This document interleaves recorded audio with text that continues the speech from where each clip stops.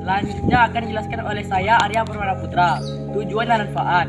Berikut beberapa tujuan dari memahami sifat kepriwaraan Salahuddin Al-Ayyubi dan beberapa sifat dari Salahuddin Yusuf Al-Ayyubi yang bisa kita teladani dan kita ambil manfaatnya. 1.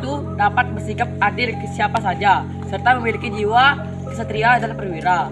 Dapat bersikap pemberani terlebih dalam menegakkan kebenaran.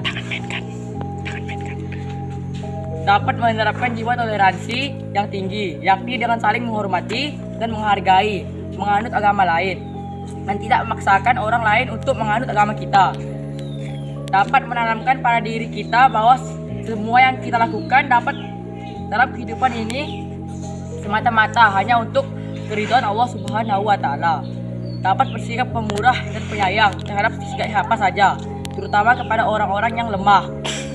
Dapat bersikap tegas terhadap segala bentuk kemaksiatan dan kemungkaran. Selanjutnya akan dijelaskan oleh saya, Al-Fakir Asari, keperwiraan Salahuddin Yusuf Al-Ayyubi. Salahuddin Yusuf Al-Ayyubi adalah pendiri dinasti Ayyubiyah, dikenal sebagai perwira yang memiliki kecerdasan tinggi dalam bidang militer. Pada masa pemerintahannya, kekuatan militernya terkenal sangat tangguh, diperkuat oleh pasukan barbar Turki dan Afrika. Ia membangun tembok kota di Kairo dan Bukit Muftakin sebagai benteng pertahanan. Salah satu karya monumental yang disumbangkannya selama beliau menjabat sebagai sultan adalah bangunan sebuah benteng pertahanan yang diberi nama Qalatul Jahal yang dibangun di Kairo pada tahun 1183 Masehi. Selanjutnya akan dijelaskan dengan saya, Jenny Setiawati.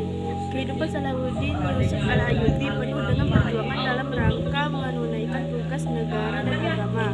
Orang yang dilakukan dalam rangka membela negara dan agama. Salahuddin seorang kesatria dan memiliki toleransi yang tinggi. Ketika menguasai Iskandaria, tetap mengunjungi orang-orang Kristen. Ketika perdamaian tercapai dengan tentara salib, ia mengizinkan orang-orang Kristen berziarah ke Baitul Maqdis. Selanjutnya akan dijelaskan oleh saya, Rahman Nuha Fauzi. Sebagai penguasa pertama Daulah Ayyubiyah, Salahuddin Yusuf Al-Ayyubi berusaha untuk menyatukan provinsi-provinsi Arab terutama di Mesir dan Sam pada satu daulah kekuasaan. Usaha Salahuddin Yusuf Ayyubi ini banyak mendapatkan tantangan dari orang-orang yang kedudukannya merasa terancam dengan kepemimpinannya. Selanjutnya saya itu David Sandi. Maka usaha-usaha yang dilakukan Salahuddin Yusuf Al-Ayyubi pertama kali adalah menumpas segala bentuk pemberontakan dan memperluas wilayah kekuasaannya dengan tujuan agar kekuatan umat Islam terorganisir dengan baik dan mampu menangkal musuh. Usaha-usaha tersebut adalah memadamkan pemberontakan Haji kepala rumah tangga Khalifah Al-Adid sekaligus perluasan wilayah Mesir Selatan Nubiah 568 Hijriah atau 1173 Masehi. Kedua, perluasan wilayah Al-Ayyubiyah ke Yaman pada tahun 569 Hijrah sampai 1173 Masehi. Yang ketiga, perluasan wilayah Al-Ayyubi ke Damaskus dan Mosul pada tahun 570 Hijriah dan 1175 Masehi. Tujuan Salahuddin Yusuf Al-Ayyubi menyatukan Mesir, Suriah, Kubah, Yaman, Tripoli dan wilayah-wilayah yang lainnya di bawah komando Al-Ayyubiyah adalah terjadinya kondisi umat Islam yang kuat dalam melawan gempuran tentara salib. Usaha-usaha yang dilakukan oleh Salahuddin Yusuf Al-Ayyubi tersebut menuai hasil yang terbilang. Salib yang terjadi pada masa Salahuddin Yusuf Al-Ayyubi adalah perang salib periode kedua yang berlangsung sekitar tahun 1144 sampai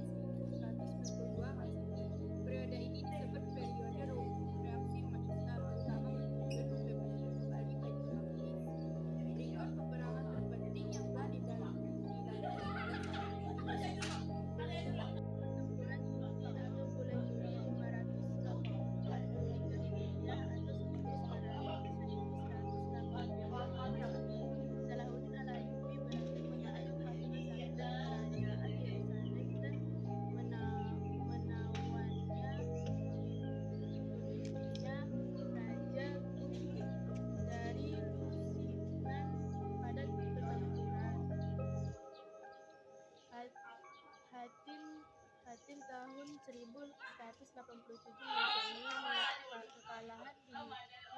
Ini menyebabkan hancurnya pasukan salib dan jatuhnya Yerusalem di tangan umat Islam.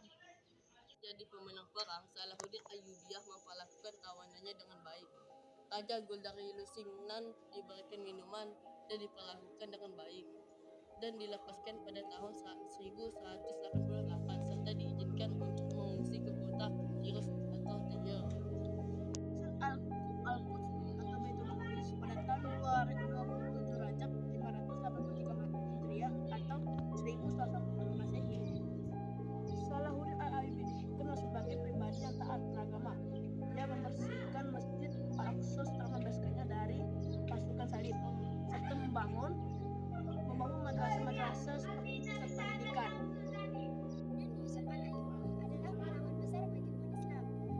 Kecintaannya terhadap agama dan umat Islam telah menetapkan sebagian lembaran hidupnya untuk menegakkan harga diri.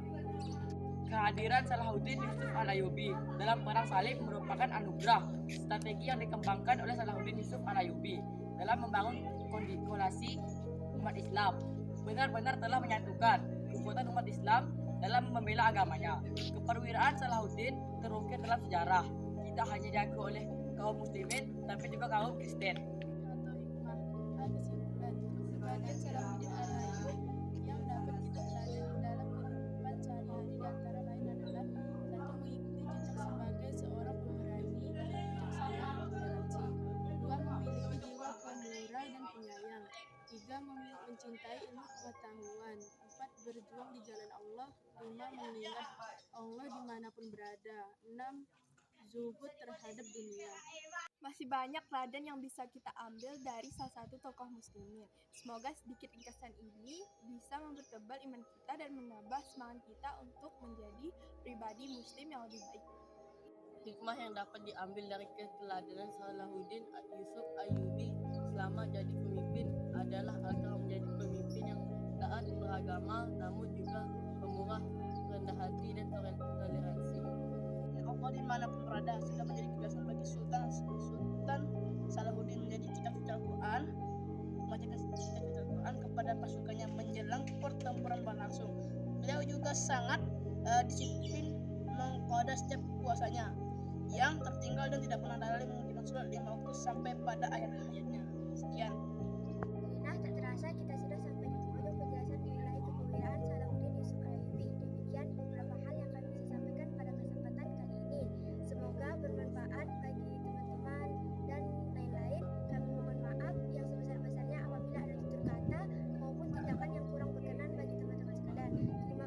Terima kasih atas atensi teman-teman selama kali ini menjelaskan. Dengan ini penjelasan kami kali ini kami tutup. Wassalamualaikum warahmatullahi wabarakatuh.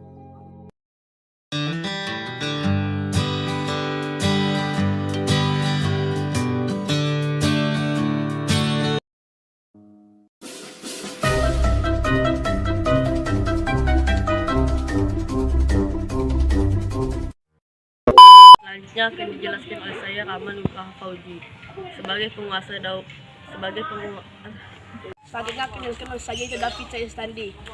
Maka usaha-usaha yang dilakukan Salahuddin Yusuf al-Ayyubi